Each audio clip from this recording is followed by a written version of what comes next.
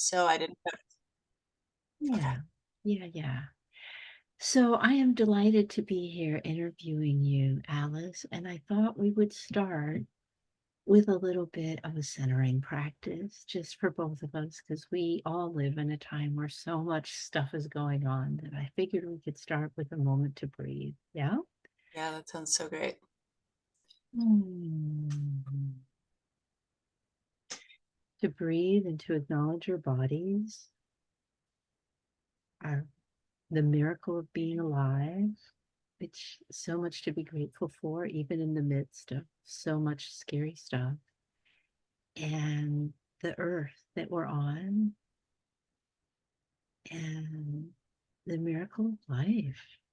Yeah, this earth with water and and and earth and mountains and plants that give us oxygen and animals, and we know that the earth, that the rights of nature are being celebrated and affirmed in so many different countries now. That's a huge movement. So that's one thing we can rejoice in.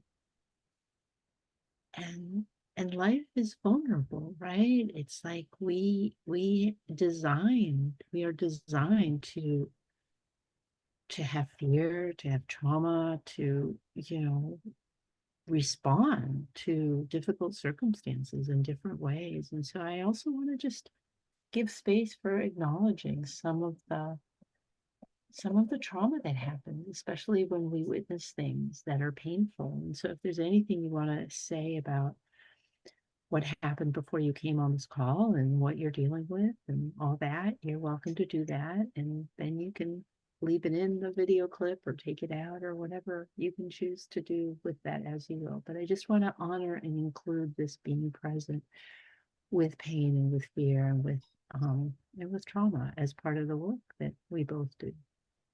Thank you, Rosa. Yeah, so for people who don't know, I've been involved in the movement for the um, to the end to the genocide and other war crimes in Gaza since it began in October. And recently I became very invested in a local student encampment very close to my parents' house at the university I went to. And this morning I woke up early and said, oh, I will go bring them a thermos of tea because there's been no tea despite lots of Asian young people. And I got there 5 minutes before a forcible eviction with about 100 police officers. Wow. Um, yeah, no one in full riot gear. Some had like conspicuous bulletproof vests, but um,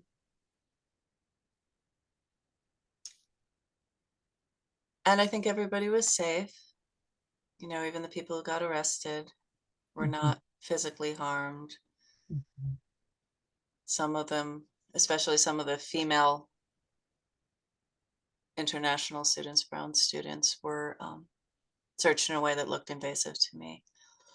But um, you know, watching people taken away and then watching this community that would build so much infrastructure for in just 5 days just disappearing is Mhm. heartbreaking and also frightening. Like Yeah. there's just the complete lack of control and all Mhm. these weapons being not pointed, but implicit that they could be pointed at any of us at any moment. Um, yeah, so leaving me still a little bit vigilant, um, Yeah. off balance. Yeah. Yeah, so I just want to acknowledge that for a moment, that what I'm hearing is that there's this beautiful encampment that had been created with the vision of supporting people in Gaza and calling for an end to investments in the war machine that is behind this genocide, and that you mentioned so much infrastructure had been created right at the camp. So there's this whole process of creating this peaceful village that is meant to show a different way of living, right? And and it all got taken away. Yeah, Yeah. just the sense of loss of Yeah. that. Yeah. Mhm. Yeah. And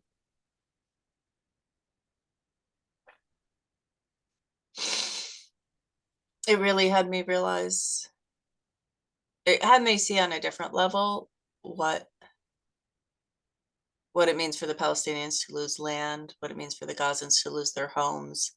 Yeah, Like there's all this killing and death and horror and torture, which is, a level almost beyond what I can imagine. And so sometimes I'm like, oh, but by comparison, losing land and losing homes and losing history and losing yeah, place, losing orchards, yeah, that's terrible. But I'm like, no, that's a whole world too, all by itself. And this yeah, is just a place I had for 5 days, right? And it yeah, wasn't even mine. I was yeah, just a frequent visitor. yeah. Yeah. And still a feeling of, wow, this is what it feels like to have a place where you've been staying, where you've been living, spending time in, um, just being wiped out. Yeah. And you were saying it's not as bad as the violence and the killing and all that. And still, it's a huge loss saying, Yeah, here's where we've been living, and now this is, we don't get to live there anymore.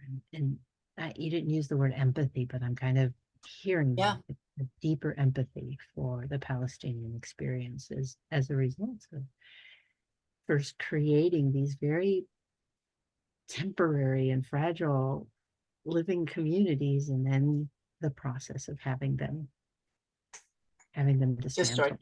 Just, Destroyed. I By mean, dismantled is how it happened, and it's yeah, also that just doesn't exist anymore. yeah, yeah, yeah, yeah. Oh, Yeah.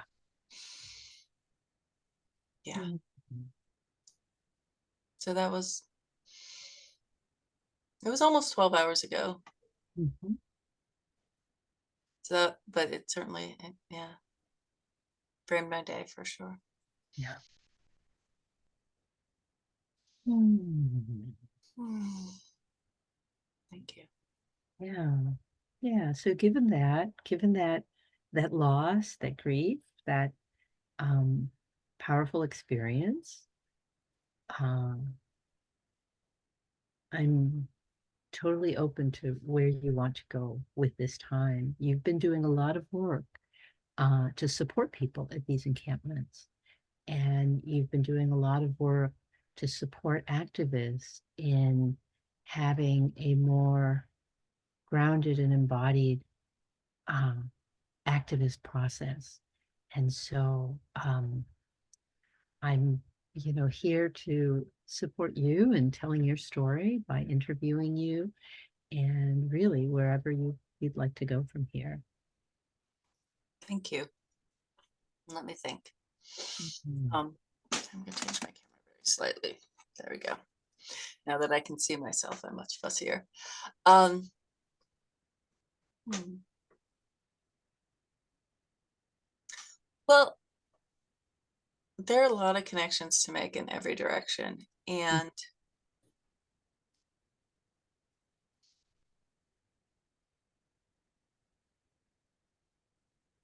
I have been wanting to talk about this model I came up with in December. Yeah. Mhm. Yeah, yeah. Let me try screen sharing and we'll see. We'll see what comes out of looking at it. Yeah, so hold on. There we go. Now I can see both of us. I don't know what the video will show. Um, so this is like the big framework of my work. Mhm. Um, I think it has been all along, and I've been doing this for 3.5 years, but I really captured everything in one illustration just 4 months ago. And so let's really talk about maybe we're going to talk about open-heartedness right now, because I think that's the realm that we're playing in this conversation that we've already started. So open-heartedness is right, it's valued, but it's not always talked about in activism. Mhm. I think a lot of the time we think we have to be forceful to make Mhm. anything happen, but we do activism because we care about something. And so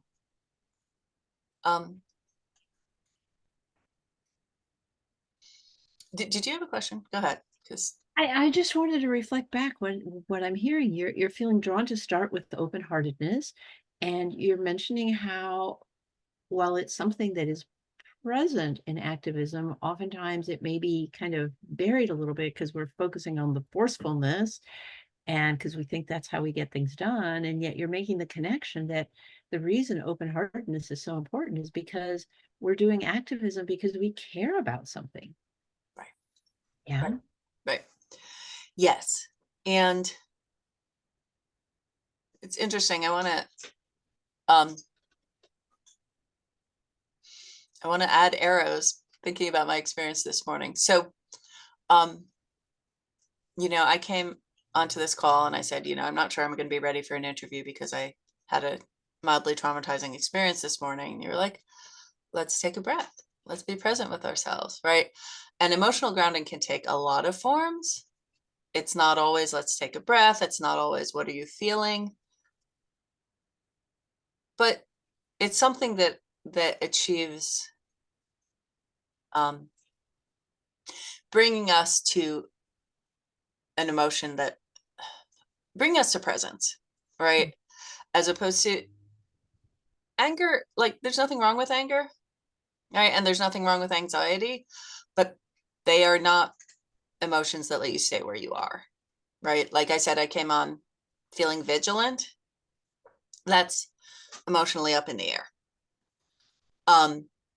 So if we take some time for emotionally grounding, two things automatically open up. One is open-heartedness and one is clarity. Mhm. And this morning, I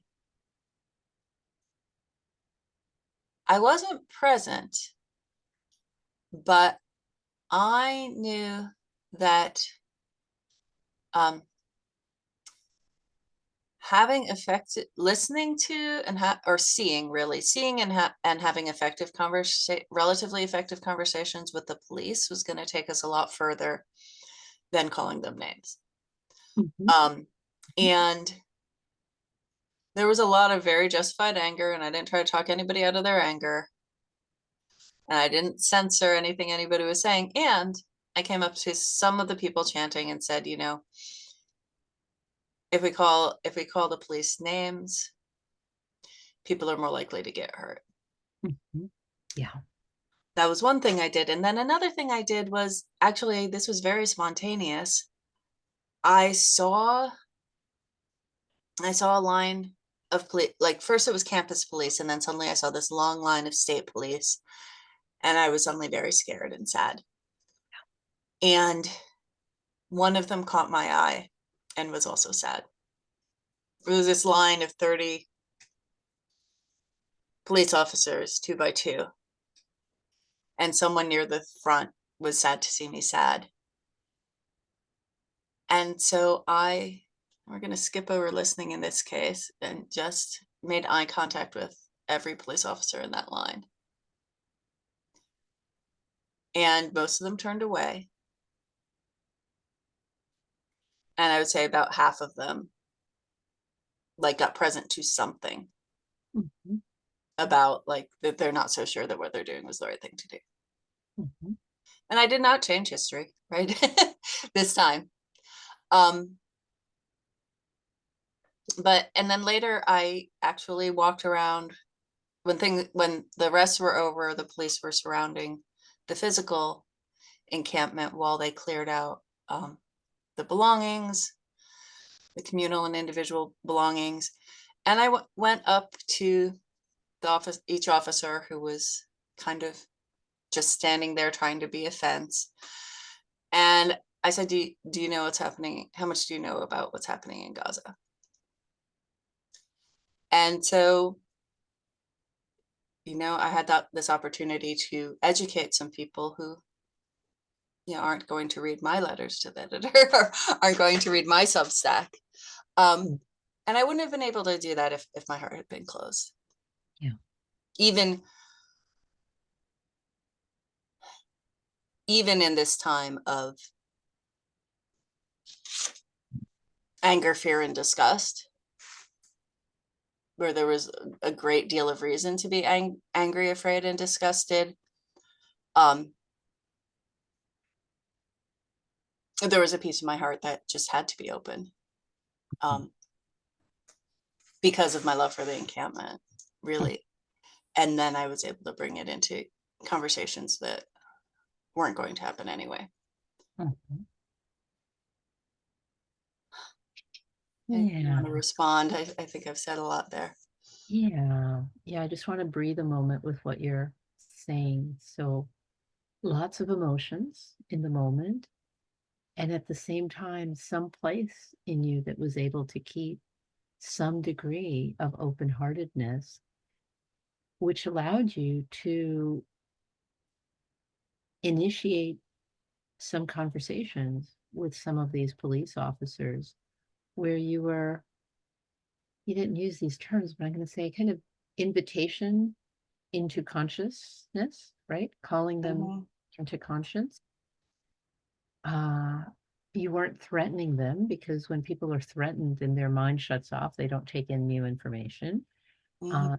but you were exploring the potential of the moment to really have some educational conversations with these police officers and just ask them how much they knew about what was going on in Gaza. And I don't know, if any of them responded to you or if you had an opportunity to say Some of them more. did. Some of them did. Actually, that was the second question for everyone. Everyone else, I asked them something about their name. Uh-huh. And the first person I spoke to, I was pretty sure was Caribbean. Mm-hmm. And I actually, this may have been confrontational, but I said, do you have colonized people in your family? Mm-hmm. Um, but yeah, several of the police officers said, I'm not political. Well, Mm-hmm. yeah, I mean, let me tell you some things. And there was one guy who was very young. And I said, how long have you been a police officer? And he said, 1 year. There was another one whose name was Polish. I said, are you Polish? What generation? Have you ever been to New Britain? A little bit of relatedness. Mm-hmm. And then, can I tell you more about why we're here and why it matters to me? Yeah. Why it matters to you, why you care so much that you're willing to be there. Yeah. And to me and to all these people. Because Yeah. Yeah. Yeah. Yeah. Yeah. You weren't just speaking for yourself. I mean, you're speaking as an individual, but you're helping to educate some of these police officers about why this protest is happening. Yeah. yeah. So So can we um, put that under creative tactics as again? yeah, that's what I'm like thinking. Wow, maybe open-heartedness brings clarity, which or creativity too. Yeah. So emotional grounding also, yeah, gives room for clarity and creative tactics because when you are hijacked by, hmm, anger, fear, and force. Uh-huh. Well, actually, it's biological, right? Your focus narrows. Yeah. When you're in your sympathetic nervous system, your flight or fight system, Mhm. um,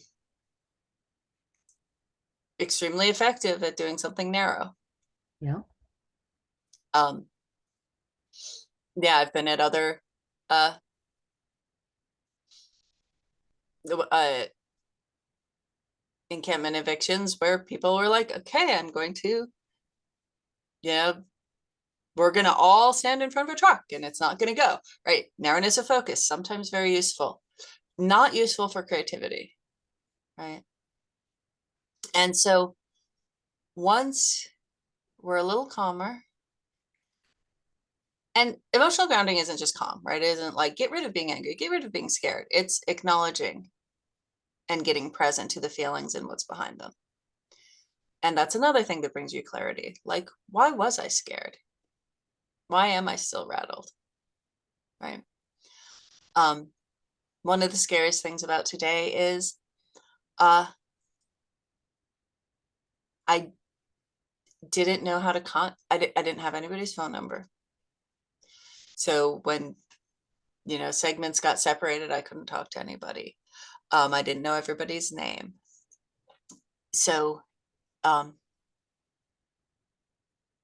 when it was over, getting clear on or even if I'd been clear on that at the time, right, it might have given me good ideas for effective action. But emotional grounding, sorry, finding out what's missing, right? So next time I can be like, next time I see them, I can get a lot of phone numbers. Just because I'm clear on what is going on. But also,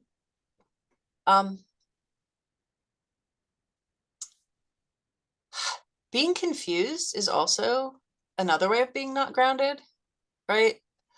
So like, should I do this? Should I do that? Right? Should I make more tea? Should I go straight to the encampment? If I'd gotten really caught up in that, or when I was a little more caught up in that, if I did literally take a breath, I'm like, well, what am I going to do? And then I was clear and I could get into action. Now, creativity. Yeah. So creativity is actually one of the reasons I started Conversations Against Fascism, Mhm. because I mean, I'm going to back up, but originally Conversations Against Fascism was to prevent and contain the consequences of a Trump presidency. And when Trump was first elected, everybody I knew was saying, okay, we need to have large marches in the street. We need to call our senators. And I was like, I've seen those tactics not work for, at that time, 20 years, 30 years probably. We need something new. But people were so busy with their panic and righteousness that they couldn't think through to something creative. And so what do I want to say? You And I can't just, create. Yeah, go ahead. Good. Reflect or ask a question. yeah, I feel like I'm suddenly not clear. I know that's fine. I just want to reflect that part of it that you started this Conversations Against Fascism in reaction to the Trump presidency, because you could tell that people were so upset that they were having a hard time thinking creatively, and the tactics that people were responding with, you from previous experience, you felt were not going to be enough, and so you wanted to help create a space where people could emotionally ground more so that they could come up with a wider range of tactics. Yeah. And actually, it was sort of backwards. It was like, I want a movement where people are going to have creative tactics. You know what helps is emotional grounding, right? And clarity. So yeah, I sort of worked backward from here.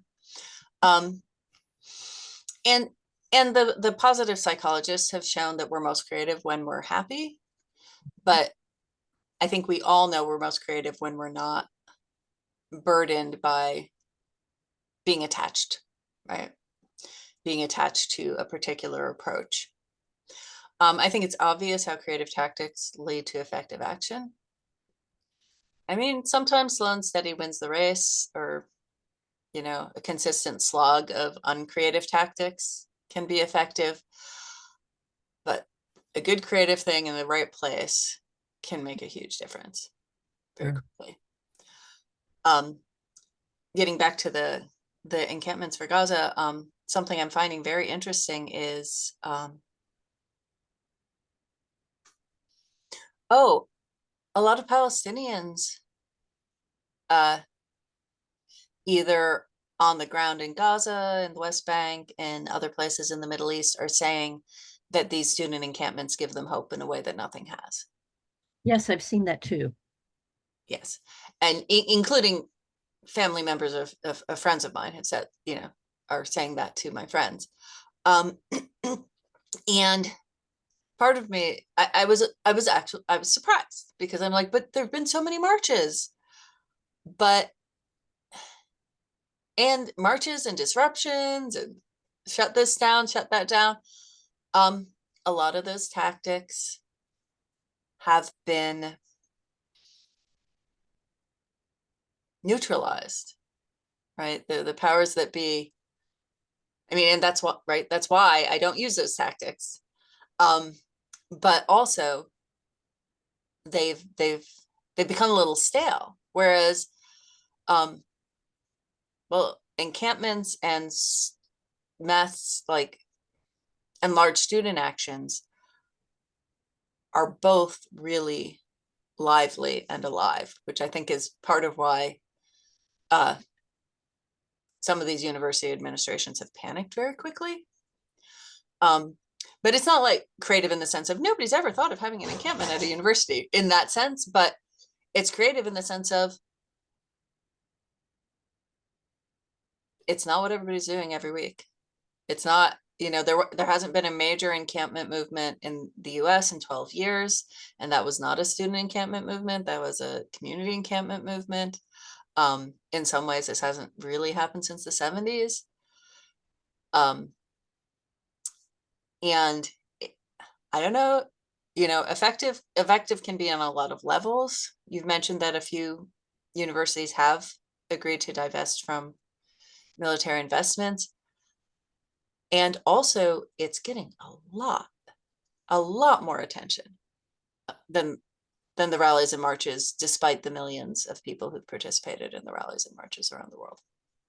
Yeah. So part of effective action, I'm hearing you say, is how much the news spreads. And this has really, the news of it has spread. And, we can talk about how the news has tended to be sometimes quite negative, portraying the camps as violent, which is not something I've seen. And I don't think it's really how the camps have been at all. But at least there's been some coverage, yeah. And yeah, so certainly I would agree that they've been that that the tactic of creating camps has been very effective in drawing media attention, and we'll see. I mean, it's also really, I think, effective at kind of ongoing deep commitment, showing an ongoing deep commitment to the cause, and I wonder if that's part of what has felt so supportive to Mm. people. No, I Um, get that. Yeah, it's not just an afternoon. yeah, right. Um, Yeah. And what have I not talked about yet? Mostly collaboration is the last thing I haven't talked about. I've actually made a version of this model that doesn't talk about collaboration because it's got so many arrows going in and out of it. Um, and um, movements are effective when they're collaborative. And frankly, if there'd been better collaboration, we wouldn't have been evicted this morning. mm, If all the community groups that I've been working with had been working side by side with the students, there would have been too many people that are there this morning for the police to have evicted the camp. And collaboration takes something, right? It takes clarity. It takes open-heartedness. It takes effective conversations. It takes listening. And it leads to effective action, because effective collaboration is the power of, it turns something into a movement rather than an organization or an action, right? If groups are pulling together toward a common cause, a lot more happens. If it's effective, right? Effective collaboration. Mhm.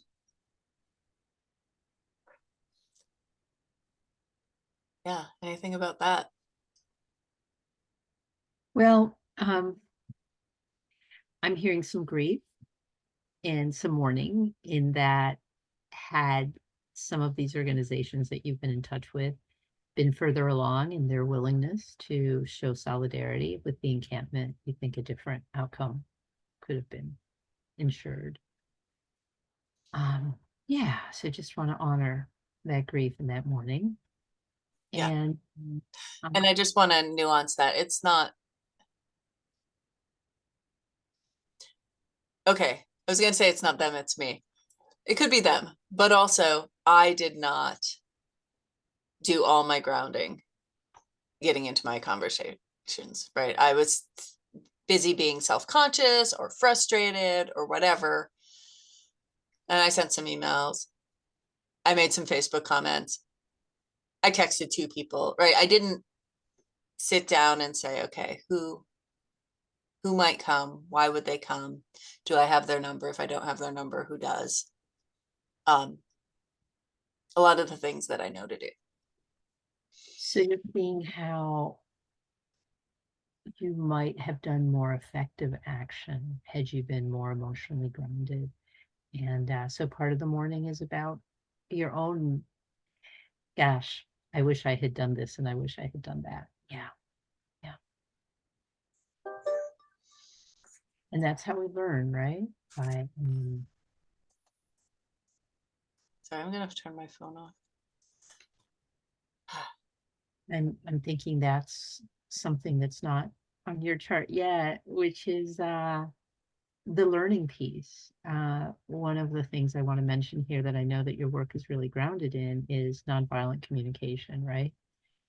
And one of the, I took a very short course on nonviolent communication mediation, right? Where Mm-hmm. we're teaching that, we're talking about the mourn, celebrate, learn cycle. That in order to really learn from whatever happens, it's important if we have conversations where we make room for all three of those, right? So, like, I might be asking you, well, what did you do well? What can you celebrate about how you supported the encampment, even with the things that you're mourning, that you're looking at? Oh, I wish I had done this. And then there's also space for the learning. So, what have you learned from this process that you can deepen your awareness of for next time, or like that? So there's just something about how do we create an environment for learning so that we can grow from each experience and become more effective moving forward.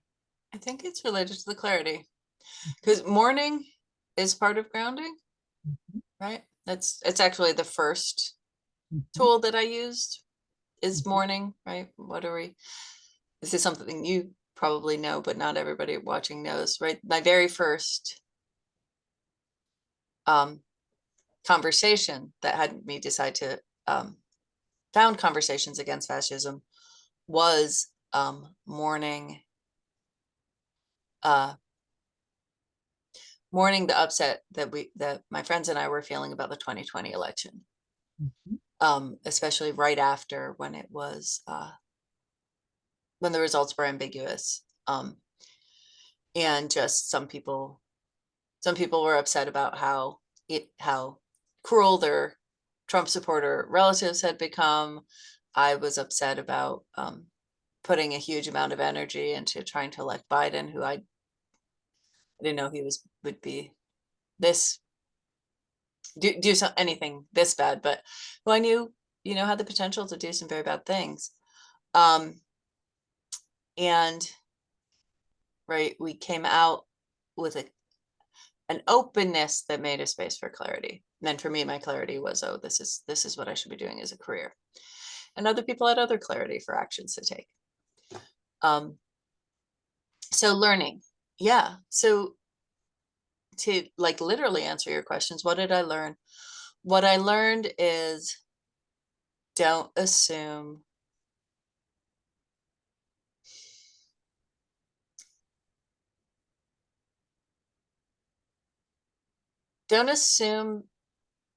that organizing is automatic. I mean, I know that, but like, don't assume that if just because I tell somebody something is there, that they're going to show up. And like when worlds are separate and I'm the bridge, I need to walk all the way from one side of the river to the other. And also, and this has been present for me a lot, is I was trying to do a lot of things myself that I not should have been, but it would have worked better if I had been organizing others to do, right? Training people, requesting of people, can you bring tea? Can you take the compost? Can you do a teach-in on Occupy? Can you go to the Friday afternoon every week protest for Gaza 8 miles away and make sure that people come to the encampment afterwards, right? So there was a lot of like, oh, I thought that wasn't my job, that it is, and oh, I thought that was my job, that it isn't. That I really discovered, which since I'm doing a workshop on boundaries tomorrow is probably an appropriate thing to be learning.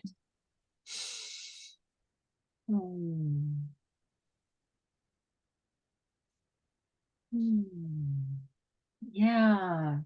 Yeah, I want to reflect that. And I also want to take a moment and just take it in because some really powerful lessons for each of us, right? That we can apply in our own realm. So like, what are the things that we need to ask others to do rather than attempting to do it all ourselves? And then what are the things where we need to, the metaphor you used, walk all the way to the other side of the bridge when we are the bridge between two organizations, right? It might not be enough to just send people an email saying, hey, this is happening. Like we might need to actually talk to some people in person and let them know why it matters so much to us and invite them personally like that. And And why yeah. it matters to them, right? What? And why it matters to them, what the opportunity is for them. Yeah. Yeah, and I was moved by hearing you say that, one of the things you were doing that maybe you could have asked others to do, but that you were doing was you were going to the protests and letting them know that, hey, there's an encampment and maybe you want to go there and lend some support. So, yeah. Well, I didn't go to the protest, and I should have. Um, actually, and I could have had somebody else go. I mean, I was trying to ask the students to go. They didn't know about the protest. I could have asked somebody else at the protest Mhm. and had like a full conversation, like this is what you could do. Um, but yeah. And I could have like sat down with people. I could have called 2 people and said, hey, let's each call 4 people. Such a learning opportunity because what we're doing is trying to figure out how do we help people collaborate, right? How do we help people engage in solidarity? And it's we live in a culture where the training is each person for themselves, right? Individualism. And so this yeah, it's definitely learning involved and learning how to weave these connections more more effectively. Yeah. Yeah. I think the last thing I want to talk about is like the role of coaching and facilitation in all of this. Mm-hmm. Because I've been talking about like actual activism I'm doing um, on the ground, what I can do for myself. But, you know, a lot of, what do I want to say? So a lot of the work that I do is kind of in the first half, right? Help people ground, help them have open hearts, help them find clarity, help them brainstorm, help them listen and prepare conversations, but then they go out and have the conversations, or help them think about what the collaboration will do, but they leave the room, they create the collaborations, they take the actions, they change hearts and minds, and eventually they change history. All right. So what am I trying to say? So when I do this with a person or a lot of people in parallel, that's coaching. And if I do it with a group, interdependent group, then it's consulting or facilitation. Um, and my mind is so much in today's event that I'm like, I have no examples. This has never happened in my life, which is just not true at all.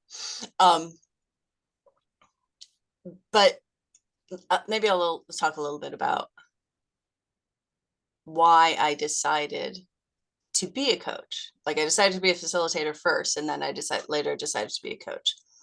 And really it's because everybody in the activist world seemed to be just in the last four boxes. How can we be effective? How can we change hearts and minds? How can we be effective? How can we change? And there was all this stuff underneath that was missing. And I noticed as either I was using more first, when I noticed when I was using more effective decision making facilitation processes where people were starting with going through a full grief process, opening their hearts, listening to each other, finding clarity, being creative, that action was much more effective, right? And then later I started participating in personal growth programs myself. And I found that like the kind of clarity and open-heartedness and effective conversations I was having were having me be more effective and have more of an impact on my world. And it just seemed like it was a missing, right? Like people want to go straight to what are the actions that are going to have the result. And if you don't need, like if you're, I don't know, making cheesecake, maybe that's okay. If you know how to make cheesecake, find the recipe, right? Take the action that's going to make the difference. But when you're doing really deep work to literally change the course of history, you need the depth in yourself and in the people and in the connections with the people around you um, to be effective enough, right? Because taking a lot of action with no results,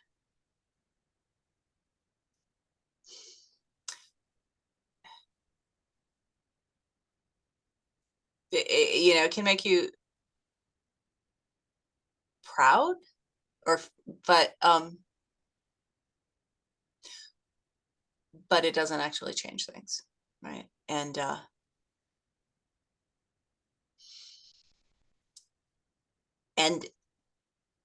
look, lots of things don't have the result we hope they'll have, but I wanted us to have the best possible shot.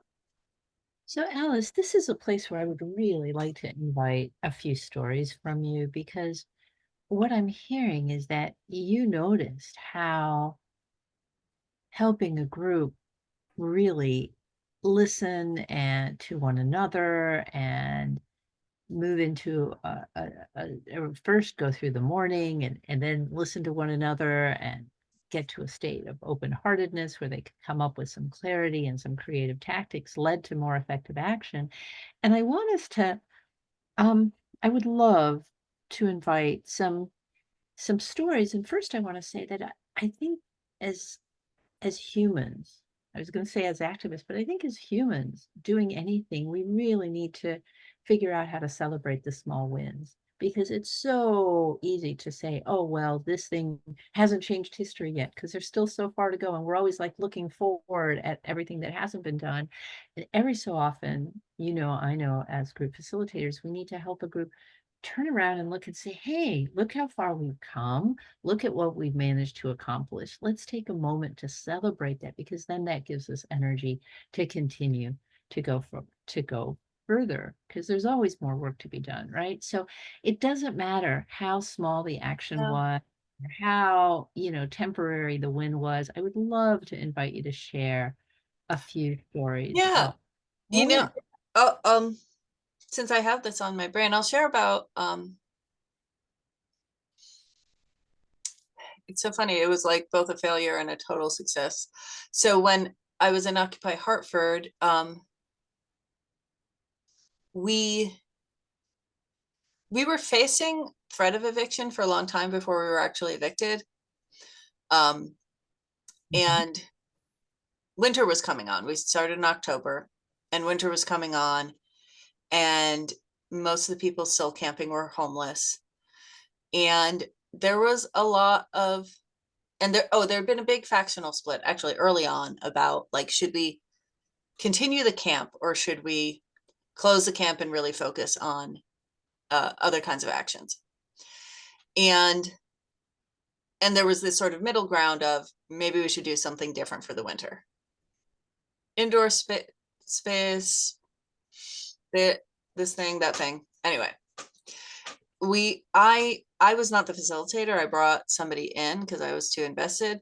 Um, we brought somebody in and we invited a few people who had separated from the group, and we started talking about like, what are the extreme positions, what are the positions in between? And although like the factional split at that point was so sharp that some open-heartedness was missing and some listening was missing, some people left angry. And yet the fact that we stopped talking about just do this or do that, and we're like, what do we actually already agree on? What's behind wanting to close the camp? What's behind wanting to keep the camp open? We got clarity that really what we wanted was indoor space for the winter. And people started getting creative. They were like, there are these empty buildings downtown. Oh, maybe we could take over a foreclosed home, which was a tactic that occupiers were doing in other parts of the country. And like stepping out of the debate, suddenly people were in action, right? We had an indoor space group, we had a winterize the camp group. People got into action. And ultimately we did not find an indoor space before we got evicted. Um, Yet we were having a conversation that we weren't going to have before, right? Because we were in a loop. We were in a loop of right, wrong, right, wrong, right, wrong. I'm right, you're wrong. I'm right, you're wrong. I'm right, you're wrong. And when we took a moment to really look at things from a different angle and really go deeper to like what's underneath the positions and what's in between the positions,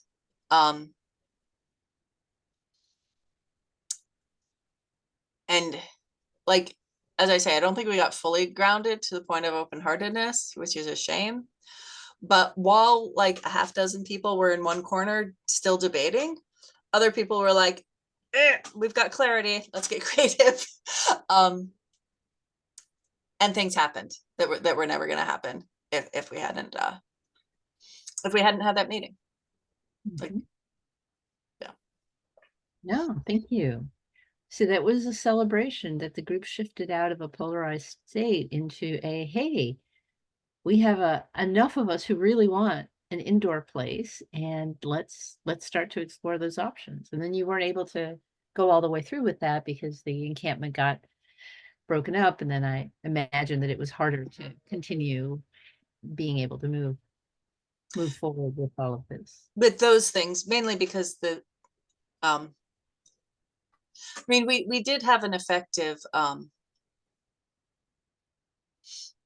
like no, I don't know, non-residential organization for another year or two, which not Yeah. all occupies did. Okay, so tell me more about that. Well, people who'd been supporting the encampment who were not homeless just had weekly meetings and planned actions for 2 years. I mean, I don't, it's, I mean, we did have some really wonderful like visioning meetings. Oh, I'm not remembering them as well though. Um, but we had I know we had a retreat in the woods with our Occupy and Occupy New Haven. But I don't remember the actions. Oh, what a shame.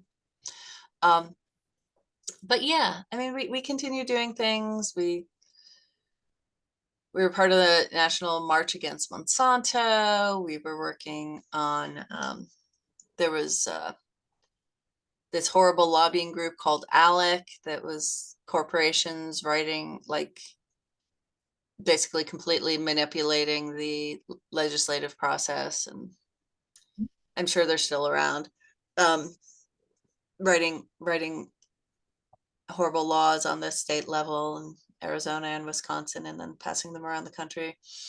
Um, but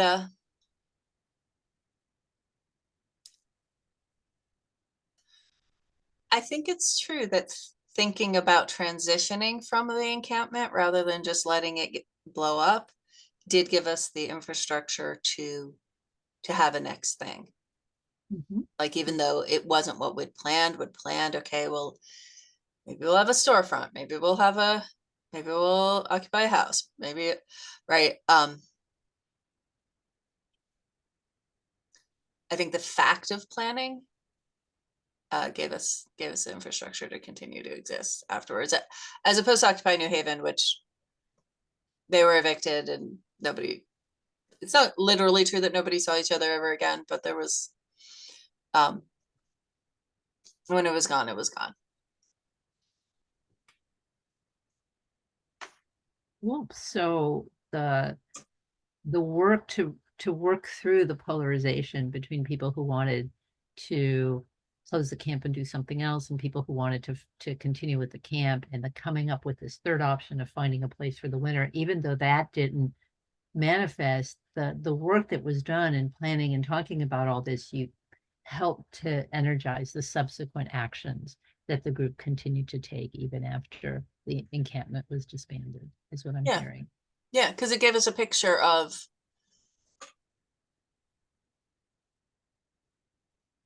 there's something there's something after this that doesn't destroy this. Mhm.